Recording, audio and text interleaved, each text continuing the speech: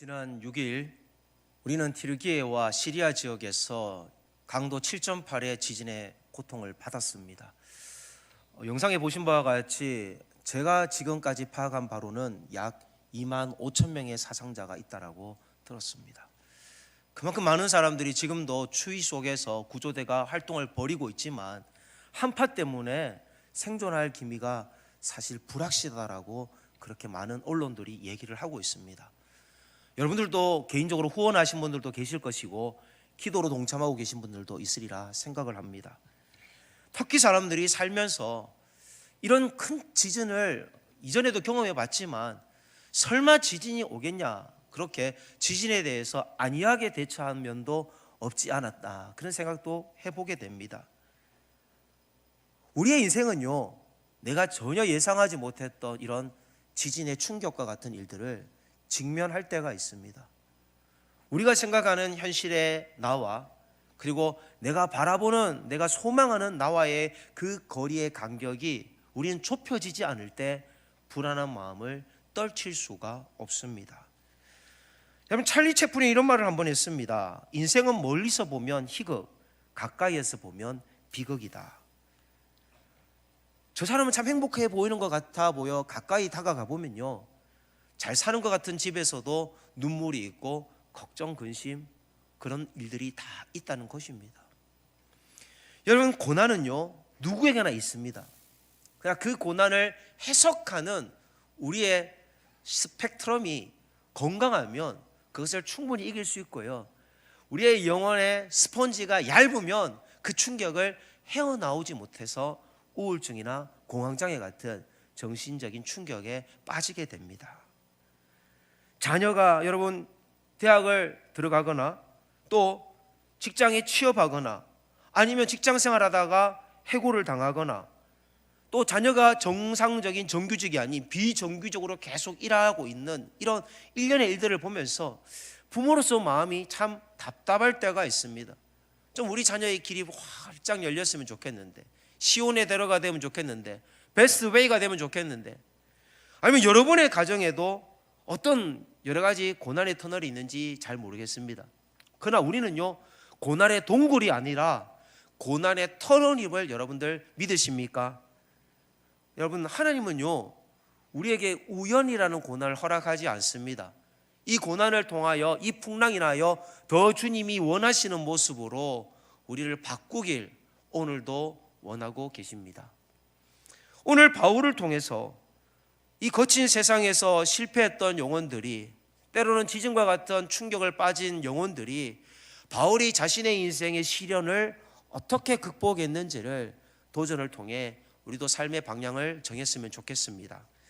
오늘 바울은요 2차 선교 여행 때 에베소를 잠시 방문을 했습니다. 이 에베소라는 지역은요 오늘 튀르키예의 남부 지역에 있는, 터키의 남부 지역에 있는 도시입니다. 그런데 에베소를 계속 전하고 싶었는데 복음을, 사도행전 18장 21절을 보면 성령님께서 막으신 거예요. 작별하여 이르되 만일 하나님의 뜻이며 너희에게 돌아오리라 하고 배를 타고 에베소를 떠났다는 겁니다. 그리고 오늘 19장에서 에베소를 세 번째 방문하면서 3차 선교 여행 때 방문을 하게 됩니다. 바울은 이 3차 선교 여행 중에 에베소에 있는 회당에 가서 자기가 가지고 있는 복음을, 십자가의 도를 증거했습니다. 바울이 나름대로 2차 선교 여행 때 기대감이 있었기에 3차 때 뭔가 큰일이 일어날 거라 기대를 했었는데 결과는 어땠을까요? 우리가 읽은 사도행전 19장 8절과 9절에 보면 바울이 회당에 들어가 석 달 동안이나 애를 썼지만, 담대히 말씀을, 강론을 가르쳤지만, 권면도 했지만 어떤 사람들의 마음이 굳어 순종하지 않고 무리 앞에서 이 십자가의 도, 예수라는 도를 비방했다는 겁니다. 바울의 말이 옳은지 그른지도 들으려고도 하지 않고 무조건 바울의 부정하고 바울의 생각을 들으려고 하지, 수용하지 않았다는 겁니다. 바울의 입장에서 마음이 많이 낙심이 되었을 겁니다. 우리도요, 우리의 어떤 의견들이 존중되어지지 않을 때 마음이 낙심이 될 때가 있지 않습니까? 그런데 이렇게 되면 고난이라는 이런 문제를 해석하는 관점이 그냥 에휴 그만둘래 그렇게 포기하기가 쉽습니다. 근데 사도 바울은요 그렇게 해석을 하지 않고 오히려 더 적극적으로 이 문제를 해결하고 있습니다. 첫 번째, 우리는 고난의 문제를 만났을 때에 말씀을 배우길 원합니다. 말씀을 통해서 이 고난을 오히려 회복하는, 극복하는 힘을 길러야만 됩니다. 사도행전 19장 9절 하반절을 보면 바울이 자기를 비방하는 사람들을 떠나가지고 이제는 자기에게 호의적인 사람들을 제자로 뽑았다는 겁니다. 그리고 그들을 두란노 서원이라는 곳에서 매일매일 말씀을 가르쳐 준 것입니다. 바울의 이 전략은요 2년 동안 지속이 되어졌습니다. 여러분 성공했을까요? 실패했을까요? 오늘 이 두란노라는 지명이 나오는데 두란노라는 지역은 사실 당시의 최고 수사학자의 이름을 그 장소에 사용하는 공간으로 이름을 사용했습니다. 그러니까 한마디로 철학 강연장인데 그것을 바울이 사용한 겁니다. 그리고 서원이란 건요 원래 단어가 스콜레라고 읽습니다. 강연장이라는 뜻이죠. 강연장. 근데 스콜레라는 단어는 나중에 영어로 이게 와서는 스쿨의 어원이 됩니다. 그러니까 두란노 학교라고 여러분들 이해하시면 좋을 것 같습니다. 이 학교는요 언제 운영을 했느냐? 오전 11시부터 오후 4시까지 이 전설에 의하면 그렇게 자료에 의하면 그렇게 운영이 되어진 겁니다.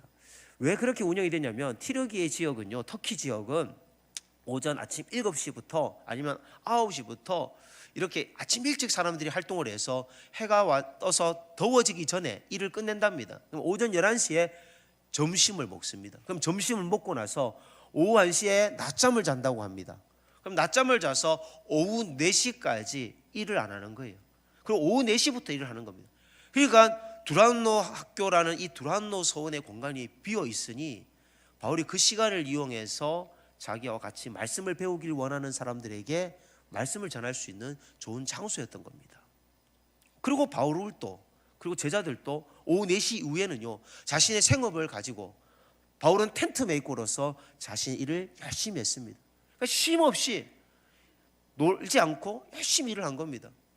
지금처럼 에어컨이 있거나 난방 시설이 있어서 따뜻하거나 추위가 없는 그런 좋은 쾌적한 환경이 아니라 선풍기도 없는 그 떠죽는 더위 속에서도요 바울은 땀을 흘려가면서 수건으로 땀을 닦아가면서 사람들에게 말씀을 가르친 겁니다. 그런데 이렇게 말씀을 잘 좋은 조건에서 들을 수 있는데 저와 여러분은 어떤가요? 여러분 성경을 얼마나 사랑하십니까? 드라마 1시간 보는 열정과 여러분 성경을 1시간 읽은 열정이 같습니까? 우리 성경을 1시간 하자 그러면요 엄청 막 이렇게 죽을 것 같은 그런 마음의 심적 압박을 느끼지 않습니까? 바울은 2년간 그렇게 훈련을 시켰는 결과 어떤 일이 벌어지느냐? 사도행전 19장 10절을 보니까 여러분 같이 읽겠습니다. 시작. 2해 동안 이같이 하니 아시아에 사는 자는 유대인이나 헬라인이나 다 주의 말씀을 듣더라. 아멘. 사도행전을 쓴 사람은 누가거든요. 근데 누가가 바울이 가서 전한 게 아닙니다. 바울이 소아시아 전체 지역에 교회를 세운 게 아니라 자기가 가르친 제자들이 소아시아에 흩어져서 생업을 하면서 교회를 세우기 시작했는데 그것이 요한계시록에 나오는 소아시아 7교회라는 겁니다. 서머나, 버가모, 두아디라, 사데, 빌라델비아 그리고 골로새, 라오디게아 이런 교회들을 세우기 시작한 겁니다. 바울 한 사람이면 이렇게 세우기 어려웠을 건데 바울이 제자 훈련을 시키니까 한 사람의 목사가 하는 것보다 평신도 한 사람이 목사급의 역할을 감당하니까 100명, 200명의 효과가 나타나긴 겁니다. 여러분 우리 교회도요 때가 되면 제자 훈련을 할 것인데 이 제자 훈련을 왜 해야 되느냐? 평신도가 그냥 평범한 신도를 있는 것이 아니라 범신도로 평범하지 않은 신도라는 것을 스스로 깨우치고 목사로서 사명을 감당하는 이런 기쁨이 얼마나 큰지를 여러분들 스스로가 만끽하게 하기 위해서입니다. 저는 우리 교회가 그런 건강한 교회가 될 수 있기를 소망합니다. 어떤 회사에서요 구글입니다. 채용을 할 때 면접관이 한 가지 과제를 줘요. 구글에서 어떤 과제를 줬냐 하면 당신이 집에서 쓰고 있는 노트북을 들고 오라고 했습니다. 노트북을 사람들이 아무 생각 없이 들고 왔습니다. 그리고 컴퓨터를 켜서 인터넷을 띄우라고 합니다. 사람들이 인터넷을 띄워놓고 면접관을 기다리고 있는데 면접관이 나가라는 겁니다. 자, 면접관이 왜 노트북을 가지고 오랬냐면 당신 우리 회사에서 뽑는 인재상하고 맞는지를 본다는 거죠. 경제에 관련된 분야에서 최근 얼마나 검색을 했는지 검색 기록을 찾아보기 시작하는 겁니다. 그 사람의 평상시 관심사가 어디 있느냐. 말로는 뭐 경제에 관심이 많고 제가 최근 이런 분야에 관심을 두고 있습니다 이렇게 말을 하는데 진짜 인터넷으로 검색을 했는지 안 했는지 확인을 하더라는 겁니다. 여러분 우리가 유튜브를 보면요 주로 많이 보는 그런 영상들은 자꾸 반복되게 올라오는 것 같습니다. 여러분 좋아하는 목사님 설교를 듣다 보면 구독자로 가입을 안 했는데도 그 영상이 올라오지 않습니까?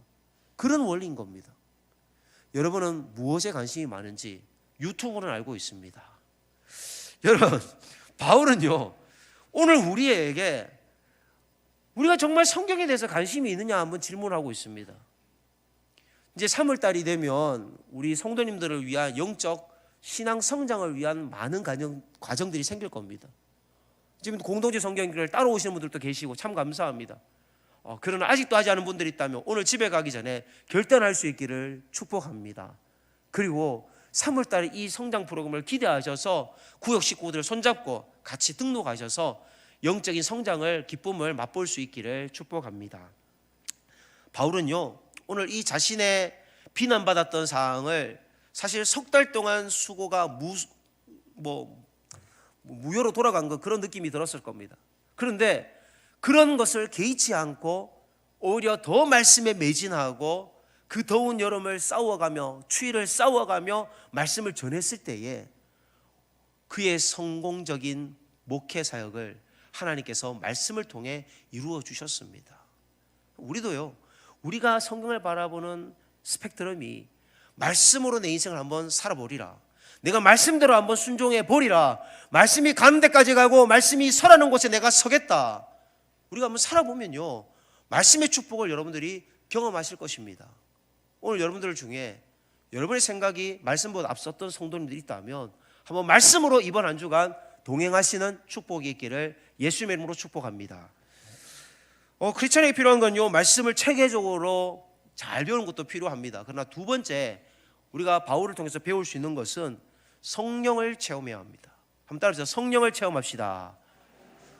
말씀도 정말로 중요한 게 성령을 분별할 수 있는 눈이 말씀을 통해서 분별을 가질 수 있기 때문입니다. 그런데 말씀만으로는 부족한 게 많은 주일학교를 다니고 모태신앙인들이 자신의 신앙의 벽을 딱 스펙트럼을 가지고요 교회를 이해하고 그 이상을 넘어가지 않습니다. 그 이상 헌신하기를 걱정합니다. 왜? 내가 그렇게 헌신하면 손해볼 것 같은 생각을 이익 계산을 하기 때문입니다. 사도행전 1장 4절 5절에 보면요 이거는 사도 바울의 말이 아니라 예수님의 마지막 유언입니다. 사도와 함께 모이사 그들에게 분부하여 이르시되 예루살렘을 떠나지 말고 내게서 들은 바 아버지께서 약속하신 것을 기다리라. 요한은 물로 세례를 베풀었으나 너희는 몇 날이 못되어 성령으로 세례를 받으리라. 여러분 성령으로 세례를 받으라고 예수님이 얘기했습니다. 성령을 모르면 여러분 믿음이 자라지 않습니다. 성령을 아십니까? 여러분 성령을 체험하셨습니까? 그냥 방언을 받아야지만이 성령을 받은 게 아니라 내가 성령의 마음의 감동이 오면요 내가 죽을 수밖에 없는 죄인인 것을 깨닫게 된 것이 있다면 그게 바로 성령을 받은 겁니다. 우리는 때로는 피곤할 때가 있어요. 그런데 우리 권사님들 보면요 성령을 받았기 때문에 집에는요 힘들어가지고 탁 이렇게 퍼져 있는데 교회 와서 청소할 때는 보면요 그 힘이 어디서 나는지 천하장사와 같은 힘이 나요. 김장 담을 때 보면요 성령이 충만해서 그런지 막 이걸 김치 그걸 얼마나 무거운데 퍽퍽 날라요. 이 성령 충만한 사람의 모습입니다. 육체의 한계를 뛰어넘습니다. 지식의 한계를 뛰어넘습니다. 교회를 다니는 사람은요 요셉과 같이 남들이 보지 못하는 거 보는 다니엘과 같이 남들이 보지 못하는 거 미리 볼 수 있는 안목의 영이 열립니다. 세상 사람들은 뭘 선택해야 될지 모르지만은요 기도하는 사람들은요 감이 와요. 아 요거 하면 잘 될 것 같은 감이 옵니다. 기도해 본 분들 알아요. 주변의 사람들이 기도의 사람에게 붙여줘서 정보를 주기도 합니다. 그거 잡아라고. 근데 기도 안 하는 사람은요, 계속 헛다리를 짚어. 내가 하는 것마다 잘 안 되는 거예요.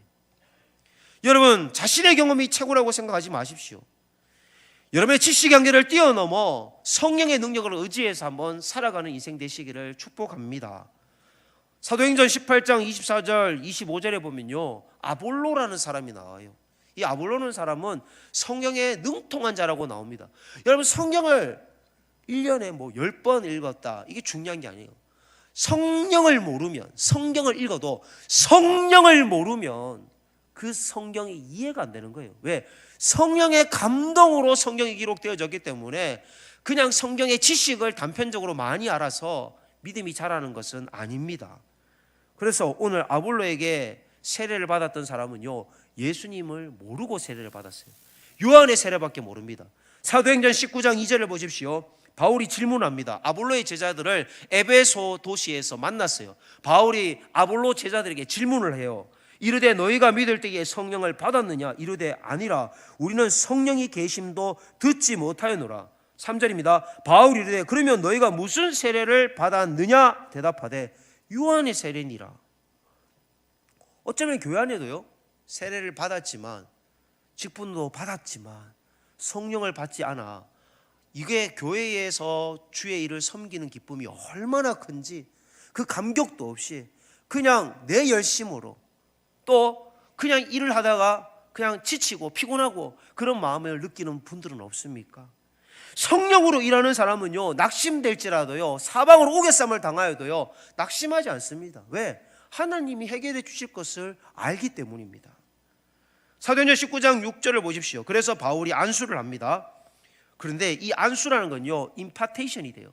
뭐냐면 내가 가지고 있는 영이 저쪽에 흘러가요. 아무나 안수하지 말고 안수 받아서도 안 되는데, 이 바울이 안수를 하자 방언이 터지고 그들이 예언까지 하게 됩니다. 그리고 바울 때문에 그들이 또 다른 영적인 눈을 뜨게 된 겁니다. 바울은 갈라디아서에서 우리가 성령의 사람이다라고 말씀합니다. 갈라디아서 5장 25절 26절에 보면 만일 우리가 성령으로 살면 또한 성령으로 행할지니 헛된 영광을 구하여 서로 노엽게 하거나 서로 투기하지 말지니라. 우리가 헛된 영광을 구하고 서로 노엽게 하고 서로 투기하는 이유는요, 성령의 충만함을 경험하지 못했기 때문입니다. 내가 지금 뭐가 문제인지 여러분 진단을 한번 해보십시오. 여러분, 혹시나 여러분이 영적으로 한 단계 더 올라가기 위해서는요, 반드시 성령의 사람이 되어야만 합니다. 기타를 치는 분들은 아시겠습니다만 그 초킹이라는 게 있어요. 초킹. 아니면 또 같은 말인데 밴딩이라는 말이 있습니다. 통기타를 치다 보면 줄을 잡고 여기서 넥을 잡잖아요. 넥의 줄을 잡잖아요. 그리고 띵띵 치고 나서 잉 올릴 때가 있어요. 이 줄을 위로 올렸다 흔드는 거예요. 그러면 음역대가 더 이렇게 화음을 넣을 수가 있는 겁니다. 그러니까 기타를 더 좀 잘 치려고 하는 사람은 손에 피가 나도, 때로는 물집이 잡혀도 이 초킹이라는 거, 밴딩이라는 거를 익혀야만 하는 겁니다. 신앙성자도 마찬가지예요. 내 영성을 확대시키기 위해서는, 광영대역으로 사역을 하기 위해서는요, 그냥 내가 알고 있는 지식에만 매여 있어서가 아니라 성령께서 나를 이끌고 가시는 대로 우리가 말씀의 이끌림을 받는 그런 은혜를 경험해 보셔야만 합니다. 사실 교회를 다녀도요, 이게 성령의 사람인지 육신의 사람인지 육신의 소욕에 매여 있는 사람인지, 여러분 그 생각이 굉장히 성령적인 걸 얘기하는 것 같은데 전부 다 보면 인간의 생각들을 얘기하는 거예요. 자기 입장에서만 얘기를 해요. 오늘 하나님의 능력이 바울에게 임하니까요, 바울이 하는 것들마다 성령의 증거가 나타납니다. 여러분, 성령의 사람은요, 성령의 증거가 나타납니다. 주변에서 그 기쁨과 그 행복이 전가되어지기 때문에 그걸 아는 겁니다. 자, 바울이 선풍기도 없고 에어컨도 없는데 피시땀을 흘리면서 이렇게 수건을 닦았어요. 손수건을. 그리고 그 수건을요, 누가 가져갔어요. 아픈 사람에게다가 목에 얹었는데, 앞치마를 쓰던 거를 누군가 줬는데 그걸 아픈 사람에게 들고 갔는데 병이 나는 역사가 나타나는 겁니다. 귀신이 떠나가는 역사가 나타나는 겁니다. 로마서 15장 18절과 19절에 보면 바울이 이것 때문에 로마서 마지막 이런 복음서를 쓰면서 감동을 이렇게 고백합니다. 내 인생에 그리스도께서 그 이방인들을 순종하게 하기 위하여 나를 통하여 역사하신 것 외에는 내가 감히 말하지 아니하노라. 그 일은 말과 행위로 표적과 기사의 능력으로 성령의 능력으로 이루어졌으며 그리하여 내가 예루살렘으로부터 두루 행하여 일루리곤까지 그리스도의 복음을 편만하게 하나님이 전하게 해주셨다는 겁니다. 바울이 한 게 아니라 나는 그저 말했을 뿐인데 성령님께서 다 하신 거예요. 여러분 인생도 이런 은혜를 경험하기를 원합니다. 나는 그냥 수고하고 씨를 뿌리고 나는 노력했는데 기도하고 하나님께 매달렸는데 돌이켜보니까 하나님이 다 해주시는 복, 여러분 30배, 60배, 100배의 복을 경험하는 성령의 사람들 되시기를 바랍니다. 오늘 이 두란노 소원에 복음이 선포되어졌는데 놀랍게도 소아시아 교회에서 정말 많은 이렇게 교회들이 생길 줄이야 누가 알았겠습니까? 하나님이 하시니까 바울이 혼자 할 때는 못했지만 성령님이 하시니까 하나님이 사람들을 세워주셨고 일꾼들이 그런 일들을 감당했던 겁니다. 여러분이 이 시간 성령으로 영안이 열려져서 내가 이 세상에서 무슨 일을 해야 되는지, 하나님이 나에게 어떤 사명을 주셨는지 깨달을 수 있기를 소망합니다. 세계적인 경제학자 피터 나바로라는 사람이 책을 하나 썼는데 브라질에 비가 내리면 스타벅스 주식을 사라는 책을 집필을 했습니다. 책의 제목이 브라질에 비가 오면 스타벅스 주식을 사라. 브라질은요 전 세계에서 그 커피 원두가 32% 생산되는 지역입니다. 그런데 브라질에 비가 많이 오면 원두 생산량이 좋아질 수밖에 없고 그러면 단가를 낮출 수가 있는 겁니다. 원료가 단가가 낮아지면 결국 스타벅스에서는 그 원두를 싸게 사기 때문에 더 많은 이윤을 남길 수 있다는 거죠. 세상의 사람들도 원두를 어떤 가격으로 책정해야 될지 브라질의 기후를 보고 결정을 하는 안목이 있습니다. 그래서 주식까지 그렇게 투자를 합니다. 우리 인생에 있어서 여러분이 투자를 해야 되는데 성령님께서 주시는 지혜를 경험하면요 이른 비와 늦은 비의 축복으로 하나님이 도와주시는 기적을 경험할 수가 있습니다. 제가 이번 주에, 지난주죠, 갈멜산, 안양에 있는 갈멜산 기도를 갔습니다. 우리 권사님들이 가고 싶어서 이제 갔습니다. 근데 사실 제가 볼 때 우리 권사님들은요 늘 기도하는 분이에요. 일어나면 기도하시는 분이고 새벽에 기도하시는 분이고 그리고 교회 와서 일 좀 보시다가 그리고 집에 가기 전에 기도 좀 하고 가시는 분들입니다. 그런데 기도를 정작 해야 될 분들은 갈멜산 기도원을 안 갔다는 게 이게 넌센스라는 겁니다. 여러분 혹시나 여러분 기도원에 가서 한번 기도해 본 경험이 내 사전에 있으십니까? 아유 많으시네요. 감사합니다. 그럼 혹시나 이 말에 아무런 대답을 하지 않은 분이 있다면 제가 뭐 예를 들면 우리 한 달에 한 번씩 이제 기도원 갑시다라고 할 때 여러분들이 자발적으로 반차를 내든 월차를 내든 휴가를 내든 한번 나도 한번 기도원이 어떤 곳인지 한번 가보겠다. 여러분 PD수첩에서 말하는 그런 기도원만 있는 게 아니고 건전한 기도원도 있습니다. 저랑 같이 가면 제가 도와주니까 여러분 걱정 안 하셔도 됩니다. 여러분 저와 같이 한번 그런 기도원에 가서 은혜를 받아보십시오. 주여라고 한번 외쳐보십시오. 한 번도 통성으로 주여라고 한번 속 시원하게 외쳐본 적이 없다면 뭔가 교회에서 얘기하면 쑥스러운데 다 외치니까 내 소리가 묻혀요. 한번 마음껏 기도해보는 자리에 가보시라는 겁니다. 이 여호수아하고 모세가 광야를 가고 있는데 아말렉이 갑자기 쳐들어왔어요. 여러분 아말렉이 쳐들어오니까 여호수아는 전투에 나가야 되는데 모세가 뭐라고 얘기하느냐, 나도 전투에 가겠다라고 얘기하지 않고 내가 내일 산에 올라가서 여호와 앞에 서리라라고 출애굽기 17장에 얘기합니다. 모세가 이제 산에 갔어요. 혼자 안 가고요. 기도는요 동력자가 있어야 돼요. 혼자 힘으로는 기도의 손이 내려오기 때문에 모세는 아론과 홀 기도의 동체가 같이 갔습니다. 모세도 손이 내려오니까 전투 현장에서 아말렉에 지고 밀리고 손을 올리면 여호수아가 전쟁에서 이기고 이런 희귀한 전쟁에 승패가 난 겁니다. 여러분이 성령을 경험하셔서 기도의 손이 내려오지 않으면요 여러분의 인생이 풀리는 것을 여러분이 깨닫게 될 겁니다. 여러분의 자녀의 인생이 안 풀리는 게 내가 기도의 손이 내려와 있었기 때문이라는 것을 그제서야 알게 될 겁니다. 여러분 기도하십시오.